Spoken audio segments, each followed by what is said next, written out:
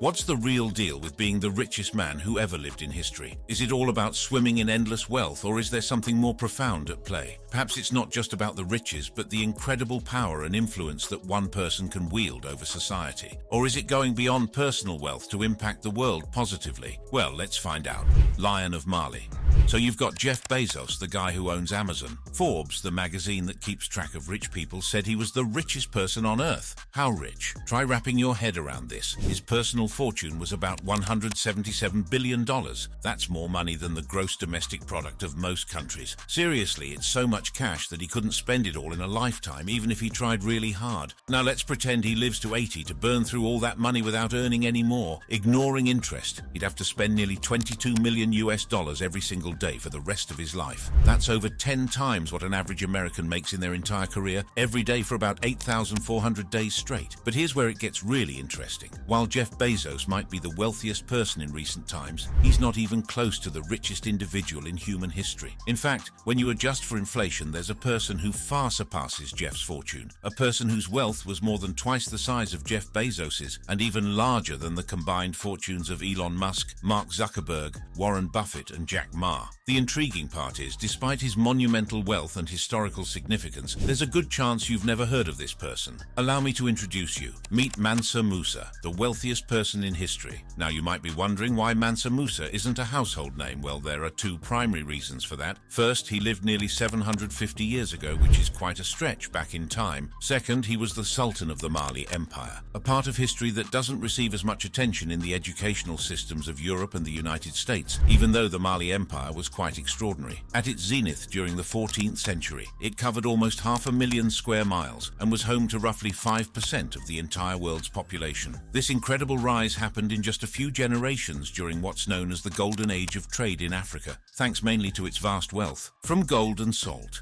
In fact, about half of all the gold in the known world at that time came from just 3 gold mines in Mali. Gold, you get it, but salt? Well, back then salt was super valuable. In some parts of 14th century Africa, salt was as good as gold, literally. After all, salt is a fundamental part of our diet, and it also enhances the taste of food and acts as a preservative, a pretty big deal before the days of refrigeration. In regions where salt was scarce, it was worth its weight in gold. Gold, on the other hand, is, well, shiny. While we use it in various industries today, back in the 14th century, its appeal was largely based on its visual appeal. Mansa Musa was born around 1280 AD, and he became the 10th ruler of the Mali Empire in approximately 1312 AD. Oh, by the way, Mansa is not a first name, it's a title that means emperor or sultan. And let's say his rise to power was somewhat unusual. Let's travel back to how it all began. In the year 1312, there was a bold and ambitious emperor in Mali by the name of Mansa Abu Bakari Keita II. Some call him Abu Bakr II, but let's call him Keita. Now, this emperor had a rather audacious idea. He wanted to sail his way to the edge of the Atlantic Ocean. So he gathered 200 sturdy boats and 100 supply vessels, manned by brave souls ready for adventure.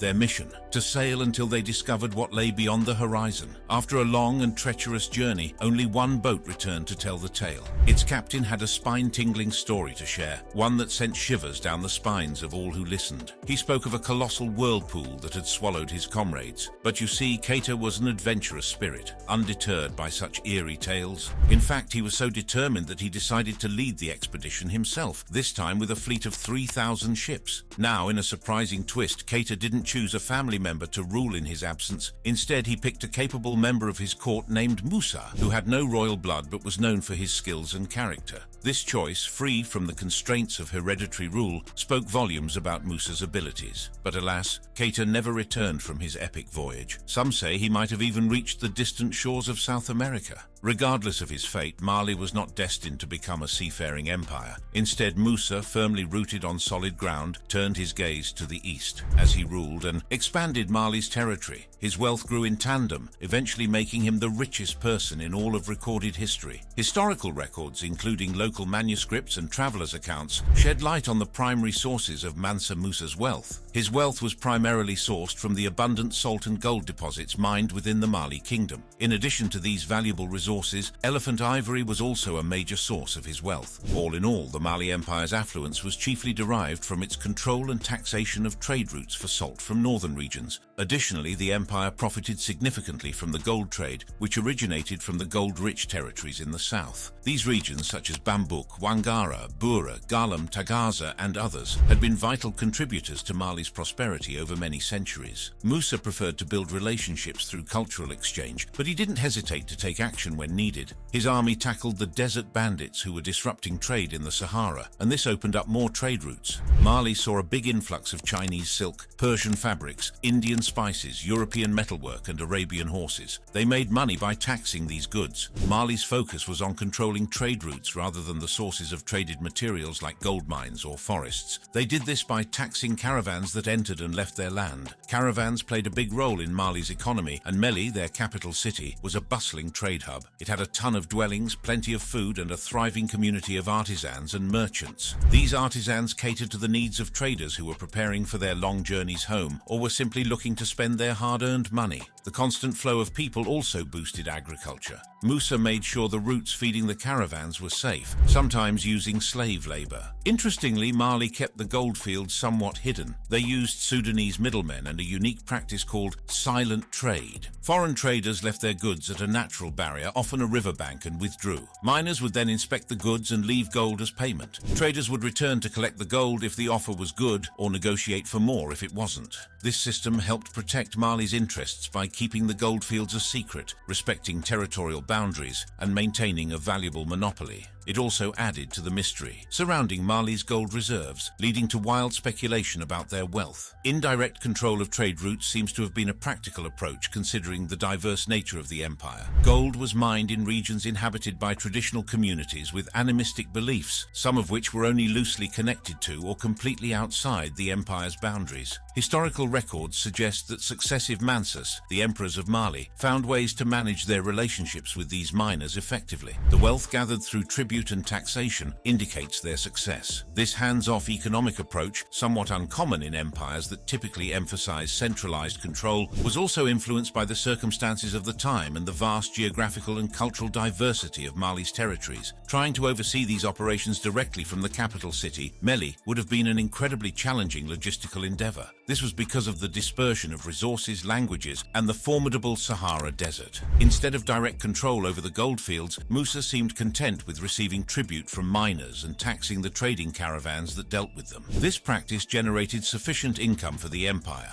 Mali saw an enormous amount of gold leaving its borders, indirectly influencing even Portugal's currency via Morocco. Rather than focusing solely on maximizing revenue from existing goldfields, Musa expanded the empire's territory, often at the expense of the rival Songhai Empire. He incorporated 24 new cities into Mali during his reign, including some in gold-rich areas. Musa's investment in trade and his hands-off management approach paid off as the economy continued to flourish. Mali's borders expanded and its international reputation grew. While the empire's financial records are long gone, Musa's legacy and his remarkable Hajj pilgrimage suggest that Mali's decentralized economy, despite its distance from the imperial crown, was more than adequate.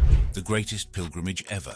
So how rich was Mansa Musa? It's hard to put an exact number on it today, but some say it could be around $400 billion when adjusted for inflation. But the exact amount doesn't really matter. The point is, he was incredibly wealthy, perhaps the richest person in history ever lived. And what did he do with all that wealth? Well, he used it to improve the lives of others, which is not a bad way to spend the greatest fortune in history. In 1324, Mansa Musa embarked on the Hajj, the mandatory pilgrimage to Mecca for all Muslims. Rather than risking a sea voyage like his ill-fated predecessor, Musa chose the overland route, covering a distance of at least 6,000 miles along the caravan routes that were vital for his empire's trade. This journey took him through the Maghreb to Egypt and onward to Mecca. Besides avoiding the perils of the sea, this overland route presented excellent networking opportunities even by medieval standards. During his remarkable voyage, Mansa Musa made stops in the Egyptian cities of Alexandria and Cairo, capturing the interest of both Arabs and Europeans. Known for his acts of kindness and generous giving of zakat, he distributed much of his gold to those he encountered, particularly the impoverished individuals he encountered on the streets of Cairo and Alexandria. Additionally, he committed to the construction of mosques every Friday as he made his way to Mecca. The impact of his benevolence rippled through Egypt, Mecca, and Medina for years to come, as local economies struggled and gold prices significantly declined. Mansa Musa's reputation as a sub-Saharan African Muslim king, overflowing with gold, spread throughout the Arab world and Europe. Italian merchants and Egyptians recounted tales of this wealthy monarch,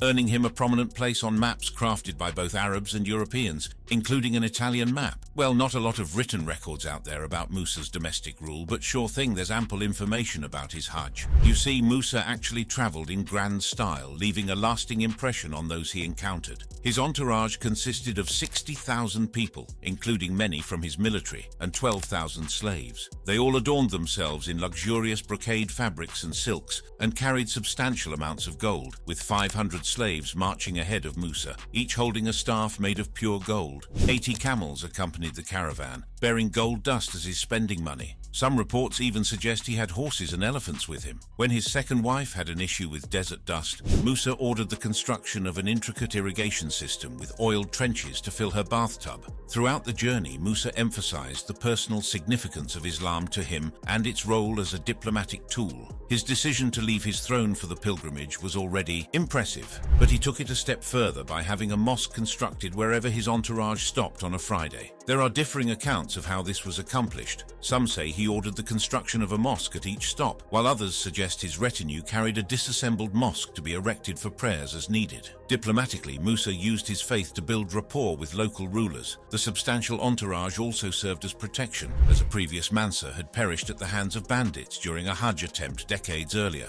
Musa's successful journey demonstrated Mali's growth in strength and prominence. In the midst of the grandeur of Musa's pilgrimage, there were moments of tension, particularly when he reached the court of the Mamluk Sultan in Cairo, Al-Nasir Muhammad. Musa's arrival with a caravan of 60,000 men resembled an invading army, presenting a tangible show of his strength. The Sultan likely hesitated to bow to a foreign emperor who appeared to be flexing his muscles. Musa was also keen on building prestige abroad and was not eager to bow either, as it might undermine his display of power. But instead, Musa entered the court and humbly kissed the ground in praise of Allah, which endeared him to the Sultan, preserving their dignity. Now onto the most famous aspect of Musa's pilgrimage: gold. Already turning heads with the sheer size of his entourage, Musa single-handedly crashed an entire region's economy through his boundless generosity. He was a lavish tipper, reportedly giving away 20,000 gold pieces in each of Cairo, Mecca, and Medina, and purchasing trinkets and souvenirs at any price, not the wisest financial decision for a tourist. His injection of gold into the Egyptian economy caused a drastic depreciation of gold's value, leading to soaring prices of goods as the economy struggled to adapt. On his return journey, Musa tried to rectify the hyperinflation by borrowing back as much gold as he had given away. Moneylenders in Cairo seized the opportunity, charging exorbitant interest rates. Eventually, the value of gold rebounded and prices returned to normal, until Musa arrived back in Mali. He promptly repaid his debts along with interest in one massive payment. This caused the collapse of moneylenders' businesses as the price of gold plummeted once more. In a casual display of unimaginable wealth, Mansa Musa had disrupted, repaired, and disrupted again the gold economy of Africa and the Middle East, with repercussions reaching Europe. While Mansa Musa embarked on his pilgrimage to Mecca, Sagamandia, his trusted general left in charge of state affairs, led Mali's military campaigns against its neighbors. Upon Musa's return, he found that the empire had expanded to encompass several additional territories, with one of the most significant being the city of Timbuktu. Upon returning to his homeland, Mansa Musa brought along a retinue of Arab scholars, architects, and bureaucrats to aid in constructing the historic structures we now admire in Gao and Timbuktu. Timbuktu blossomed into a renowned hub of scholarship, culture, and flourishing trade during these years. People from Europe, Asia, and Northern Africa flocked to this city to seek knowledge, engage in trade, and establish their lives. Here's a funny story. A descendant of Prophet Muhammad went to Timbuktu to teach Malian Muslims. But guess what? He didn't pass the entrance test for the school there. So he had to study for 3 whole years just to become a student at the University of Timbuktu. Mansa Musa's pilgrimage significantly bolstered Islamic scholarship, resulting in the proliferation of madrasas and libraries, accompanied by the expansion of Islamic knowledge. Simultaneously, Islamic leaders and kingdoms fostered increased exchanges in commerce, scholars, and poets. As a result, Timbuktu became the epicenter of Islamic studies and trade in sub-Saharan Africa. Situated on the desert frontier of the Malian Empire, Timbuktu was strategically positioned to facilitate trade between gold and copper traders and merchants dealing in salt, cloth and spices across the vast desert expanse, equivalent in size to the continental United States. This economic transformation was noteworthy, but Timbuktu's greatest achievement during this period was in the realm of intellectual growth. Although his actions may appear commonplace today, what Musa undertook in Timbuktu was among the most significant contemporary endeavors in state building. He left behind some of the era's most prominent Muslim scholars, whom he had recruited during his pilgrimage to Mecca. Additionally, he commissioned the construction of the Jingwareba Mosque, which remains Timbuktu's most historically significant site and is an integral part of the University of Timbuktu. Musa's investment in the mosque's construction was substantial, amounting to 12,000 miktals, equivalent to £1.5 million today. Musa also contributed to the development of the existing Sankore Mosque, which alongside other religious centers functioned as a university. After its refurbishment, the University of Sankore housed the largest collection of written texts since the Classical Library of Alexandria. At its zenith, Timbuktu boasted accommodations for up to 25,000 students. Sankore was not the sole center of learning in Timbuktu, as there were numerous other mosques that served as universities, along with countless private libraries. Although precise figures are elusive, it is believed that the city was home to over 1 million books. While exact numbers remain uncertain, the writings of a renowned Islamic scholar endure to this day, including his diary entries penned after the plundering of his library, which contained 1,600 books. He remarked that his library was one of the smallest among the city's private collections. During that era, Mecca was a gathering of significant figures, making it fertile ground for recruitment. Musa capitalized on this by introducing Mecca's elite, including poets, architects, mathematicians, and philosophers, to the Malian Empire. He also brought back 4 sharifs, descendants of the Prophet Muhammad, with him to Mali.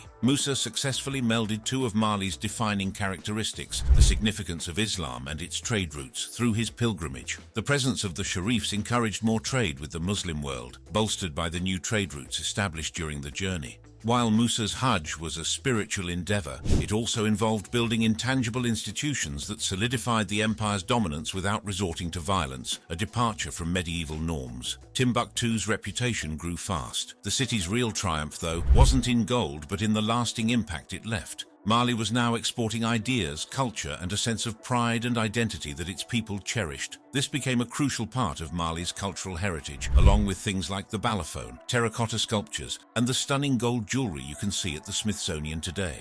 Eventually, Musa became popular, and his journey placed him prominently on the map. He was featured in the 1375 Catalan Atlas depicted on his throne in sub-Saharan Africa, holding a golden scepter in his left hand while gazing at a gold nugget in his right. A crown, naturally made of gold, adorns his head. Mali's reputation grew, with legends describing it as a land where gold nuggets grew like carrots, or Africa's El Dorado.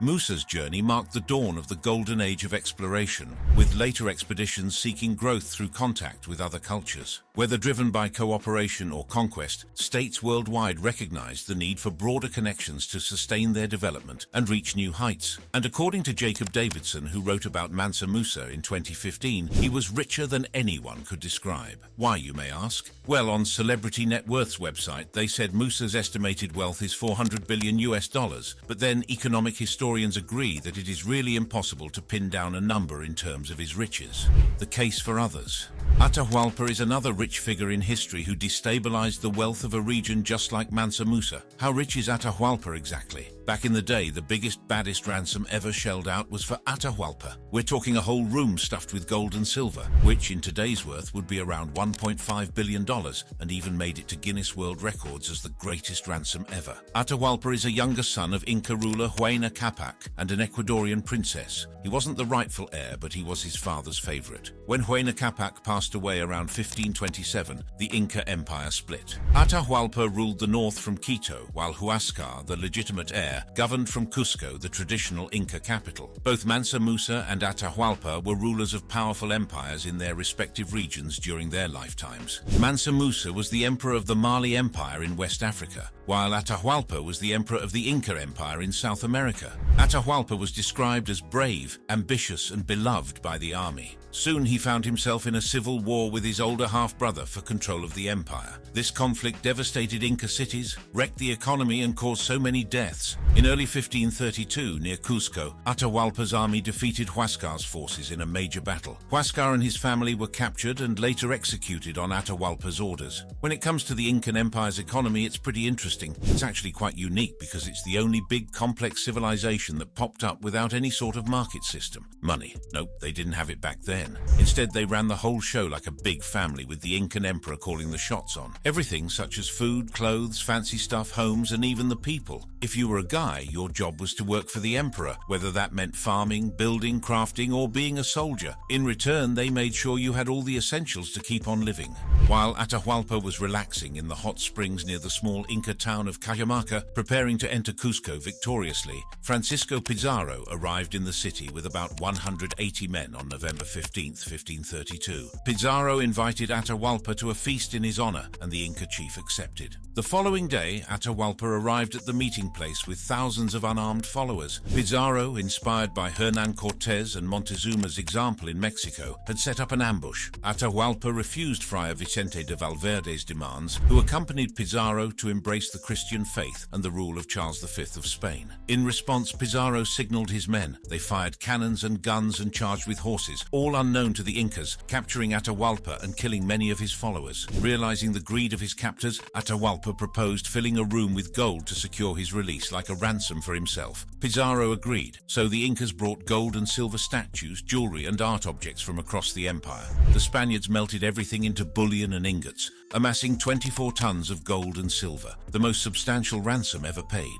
Once the ransom was collected, the conquistadores ordered Atahualpa to be executed, but he was given a choice, either to burn alive or die more mercifully by garrote if he converted to Christianity. Although he had resisted conversion during captivity, Atahualpa agreed to become a Christian and was strangled to death that day. Atahualpa's execution effectively marked the end of the Inca Empire, although a remnant Inca state persisted until 1572 in a remote mountainous region called Vitcos. Even though it's kind of hard to put this into perspective, the ransom Atahualpa coughed up would be around $1.5 billion in today's money. But even if the Spanish still offered him and looted his empire, all that gold and silver worth billions flooded into Europe after 1500, causing some pretty crazy inflation and a long economic downturn. And this whole bunch of crazy amounts of gold messed up Europe's economy in the 16th century. Can you guess what caused it? Yes, it's all from Atahualpa's riches. Speaking of Europe, the Rothschild family stands as perhaps the most renowned European banking dynasty in modern history. In fact, in a Spotify podcast, the host claims that, for any person in history, Nathan Rothschild's share of global GDP is the highest of any individual we know ever, at 0.5 percentage point of global GDP in his time. Both Mansa Musa and the Rothschilds had substantial economic impacts. Mansa Musa's pilgrimage to Mecca and the distribution of gold along the way disrupted local economies, while the Rothschild banking dynasty played a crucial role in financing various European governments and projects, including infrastructure and railways. Nathan Mayer Rothschild and his siblings are legendary for their role in financing the British government during its military campaigns against Napoleon.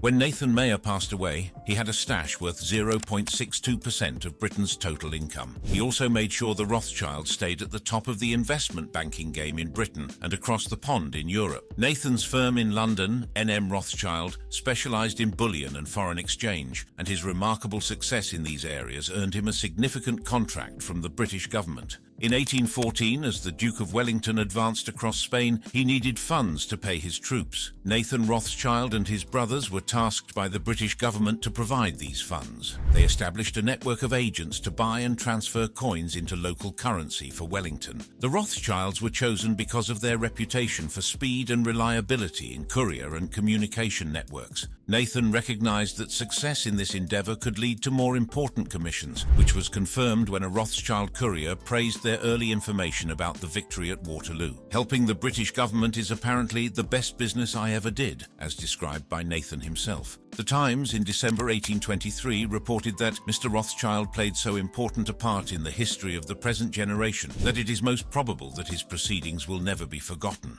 just as Mansa Musa. In the late 19th century, some even speculated that Nathan Rothschild amassed a fortune after Waterloo by leveraging his early knowledge of the victory, strategically investing in the market, and capitalizing on the expected rise in stock prices following the victory. thorough scrutiny of Rothschild's financial records has debunked these claims, but it certainly highlighted the Rothschilds' success in banking and communication. While Mansa Musa's wealth was inherited, John D. Rockefeller built his own wealth, dubbed as the first ever billionaire. In 1937, his estimated net worth of $1.4 billion accounted for a staggering 1.5% of the entire United States gross domestic product. By this measure, he remains the wealthiest individual in the annals of American business and economic history, a title he holds to this day. John D. Rockefeller, born in 1839 in Richford, New York, displayed a natural talent for arithmetic from a young age. After his family moved to Cleveland, Ohio when he was around 14, he attended Folsom's Mercantile College, where he learned penmanship and bookkeeping. Graduating in 1855, he embarked on a job search in Cleveland, facing multiple rejections before securing a position as an assistant bookkeeper at Hewitt & Tuttle in 1859. At Hewitt & Tuttle, Rockefeller honed his bookkeeping skills and gained experience in trading. In the same year, he left the company to explore entrepreneurial opportunities. Teaming up with Morris B. Clark, he invested $4,000 to establish the Clark & Rockefeller Company, focusing on commission merchant services, particularly selling agricultural products. They prospered during the Civil War, supplying meat, grain, and hay to the federal government. Rockefeller, inspired by Edwin Drake's oil well drilling in 1859, ventured into the oil industry. He partnered with Samuel Andrews to enter the oil refining business, initially operating as Rockefeller and Andrews. In 1865, Rockefeller acquired Clark's share. Rockefeller and Andrews sought to stabilize the oil industry, characterized by price fluctuations due to its nascent state. They collaborated with their main competitor, Oliver H. Payne, to establish a cooperative alliance, resulting in the formation of the Standard Oil Company in 1870. While facing legal challenges, the Standard Oil Company eventually dissolved, but Rockefeller continued to profit, thanks to the resurgence of the oil industry with the rise of automobiles, notably Henry Ford's Model T.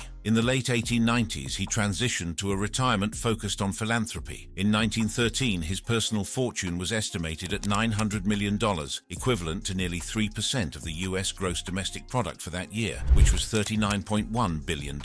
This marked the pinnacle of his net worth, amounting to approximately $26.6 billion when adjusted for inflation to 2022 dollars. By 1916, Rockefeller was declared the world's first billionaire. Both Rockefeller and Mansa Musa were known for their philanthropic efforts and patronage of various causes. Rockefeller established several charitable foundations, including the Rockefeller Foundation, which supported education, public health, and scientific research. Mansa Musa was known for his support of Islamic scholarship and education in West Africa. Well, Mansa Musa and J.P. Morgan also had something in common. They were among the wealthiest individuals of their respective eras. Mansa Musa is often considered one of the richest people in history due to his vast wealth, primarily from the Mali Empire's gold resources, while J.P. Morgan was one of the wealthiest individuals in the late 19th and early 20th centuries, amassing his fortune through banking and investments. Aside from his wealth, J.P. Morgan also did some incredible stuff like rescuing the U.S. economy. John Pierpont Morgan, born in 1837, hailed from a prominent banking family and chose to be known as Pierpont.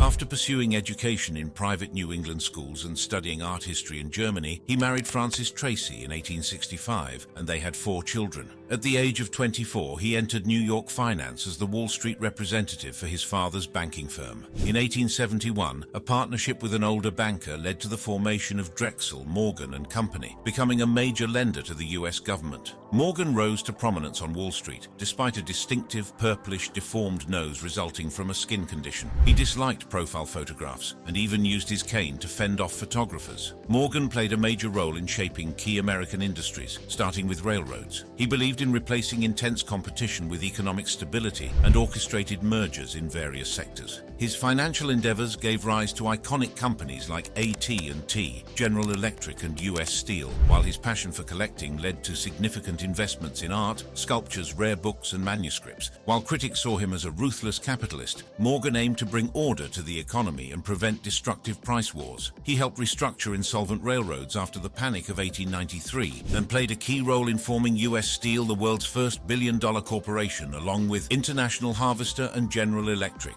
The panic of 1907, a brief but impactful financial crisis in the early 20th century, triggered by speculative investments and lenient monetary policies, saw Morgan taking charge. With no central government bank to rely on, the crisis was averted through the infusion of personal funds, guarantees, and the intervention of influential financiers and investors like J.P. Morgan and John D. Rockefeller. Morgan's legacy lies in his profound influence on American finance, his efforts to stabilize the economy, and his contributions to iconic corporations. Just as Mansa Musa is remembered for his grand pilgrimage and contributions to Islamic scholarship and architecture, J.P. Morgan is known for his role in shaping the modern financial system and his impact on industries like banking, steel, and telecommunications. So, do you think any of these rich individuals can match up to Mansa Musa's wealth? Whatever your answer is, how about stumbling upon some golden nuggets of inspiration yourself by clicking one of the cards on your screen right now for more interesting stories like this?